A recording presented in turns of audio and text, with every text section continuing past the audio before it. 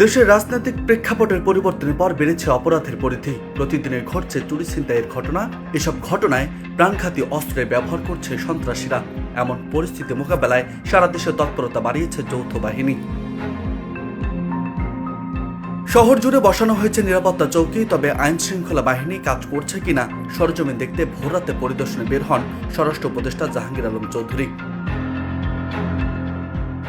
এই যে আমাদের আইন শৃঙ্খলা বাহিনী সাধারণত আপনারা জানেন শেষ রাত্রের দিকেই কিন্তু ইগুলি বেশি হয়, ছিনতাইগুলি বেশি হয়। যেন আইন শৃঙ্খলা বাহিনীগুলি তাদের দায়িত্বটা ঠিকমতো পালন করতেছে কিনা এটা দেখার জন্য আসছিলাম। তা আমি দেখছি মোটামুটি তারা ভালোভাবে দায়িত্ব পালন করছে। পরিদর্শনকালে উপদেষ্টা থানা ও চেকপোস্টে দায়িত্বরত আইন শৃঙ্খলা বাহিনীর সদস্যদের সঙ্গে কথা বলেন, তাদের প্রয়োজনীয় দিক নির্দেশনা প্রদান করেন। তিনি রাজধানী সহ সারা দেশে আইন শৃঙ্খলা রক্ষায় নিরাপত্তা বাহিনীর সদস্যদেরকে সর্বোচ্চ সতর্ক থাকারও নির্দেশনা প্রদান করেন।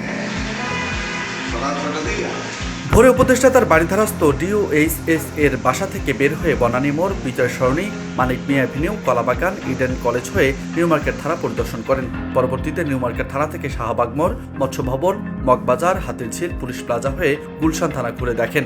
পরিদর্শন শেষে গুলশান থানা থেকে ইউনাইটেড হাসপাতাল হয়ে বাড়িধারা বাসায় ফেরত আসেন। প্রতিমধ্যে তিনি আশপাশের কিছু অলিগলিও ঘুরে দেখেন। News desk, 1224।